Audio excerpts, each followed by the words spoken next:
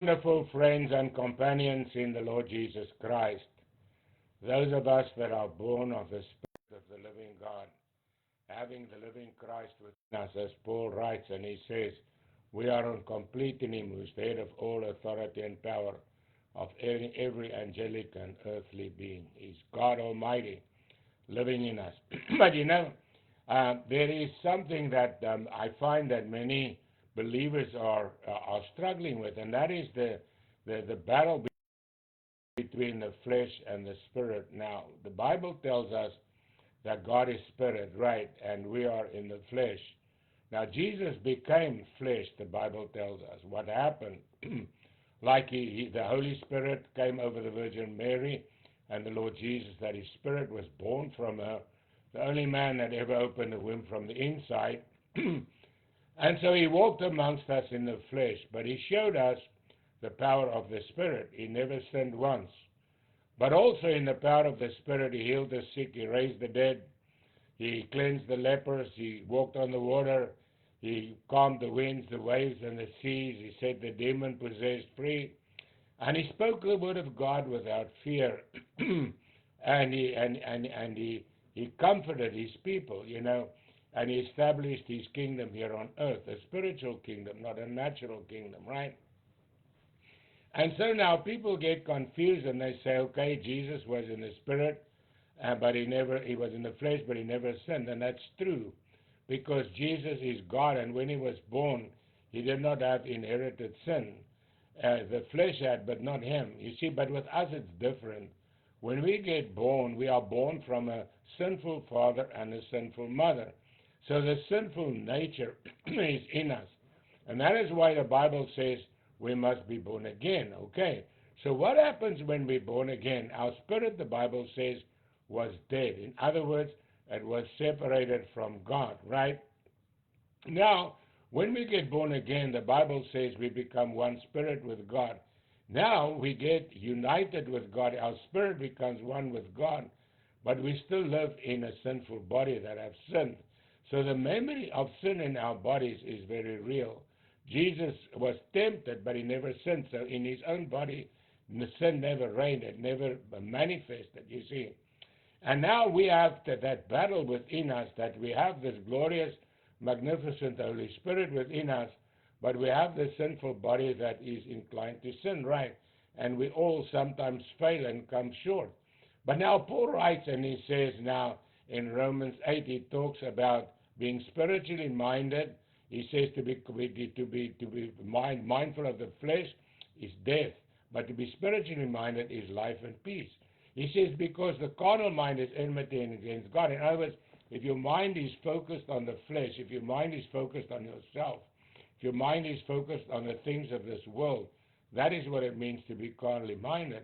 What does it mean? Paul says, think of the things above. But now, I had the idea, now I must think of heaven and the angels, but that's not what it means.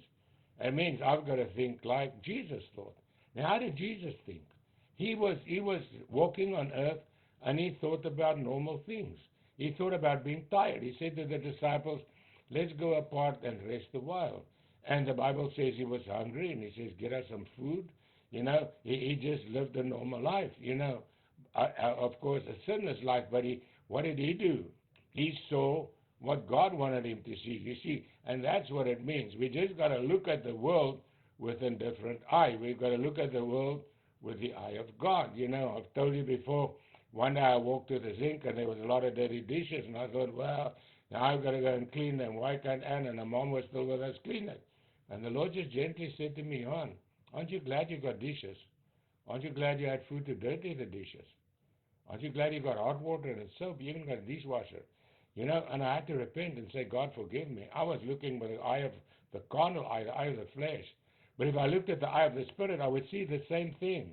But my mind would be focused on God. And my mind would be focused on the supply of God. You see, and that's what I have learned, that I can be spiritually minded in a natural world. Like for instance, when they told me I had cancer, right? If I looked with the eye of the flesh, I would say, oh, I'm toast, But no, I looked at God. I said to Anne, babe, it's all right. God's got it, and God has it. I've been healed. You see, so we just have to remember that the Spirit of God came to give us the grace and the power and the ability to be spiritually minded. For Paul says it's life and peace. But now Paul says that those in the flesh cannot please God. In other words, if you live out of yourself, for yourself, But Paul said, I'm crucified with Christ. I no longer live, but Christ live in me, right? That's what the new birth is we die to sin, we become alive to God. But now Paul comes and he makes a statement here, but you are not in the flesh, but in the Spirit, if indeed the Spirit of God dwells in you. Now you see, that is the secret. Does the Spirit of God dwell in us? Yes. Where does the Spirit of God? It's within us. We're one spirit with God, the Bible says. But now our problem is that Spirit now lives in a sinful body, right? And that is where our battle is. Because our body wants to lead us to sin, the flesh, right? But the Spirit leads us into righteousness. But now where is the power? The power now is the power of choice. Because before we were saved and born again, sin's power over us ruled us. But since we got saved and born again, we got the power now to say no to sin, and to fight it and to get over it. Now, it's not always that easy. When I got saved, I was delivered from alcohol by God. And even before that, God helped me, you see.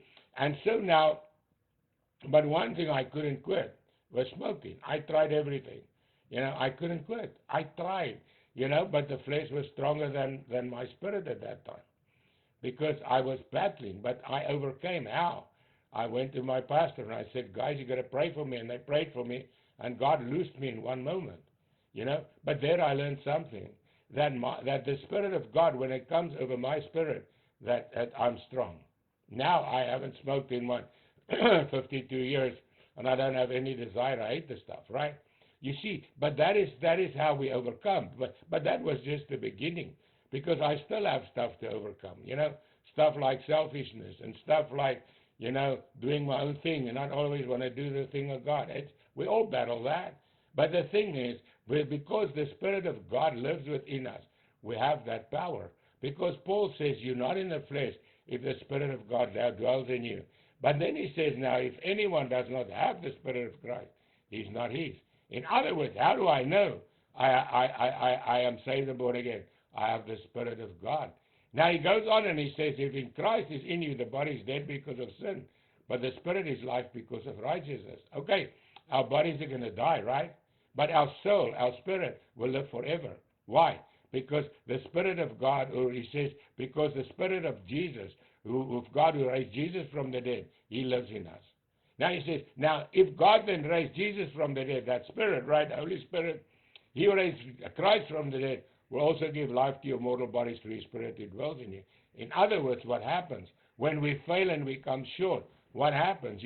I've learned something when I mess up. The first thing when the Spirit convicts me, what I say, oh God, I'm sorry. Please forgive me. Forgive me. Wash me in your blood. Cleanse me and help me not to do it again. So what is doing now? The Spirit is helping me, Paul says, in our weaknesses, right? Paul says, when I'm weak, when I'm strong. Why? Then the power of God can dwell within me. Because it's the power of the resurrection. Because what is the power of the resurrection?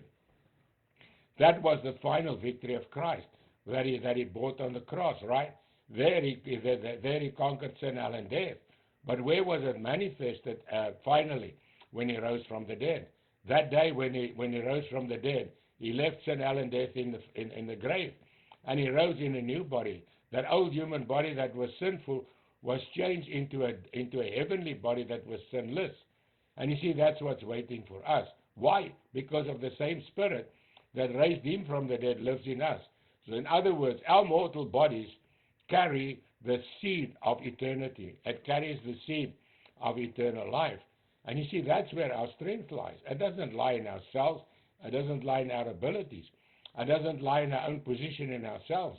But it lies in our position of Christ. Because Paul says we are more than conquerors through Christ who gives us the strength. So today we're in a battle, sure. The flesh wants us to go one way, the Spirit wants us to go the other way.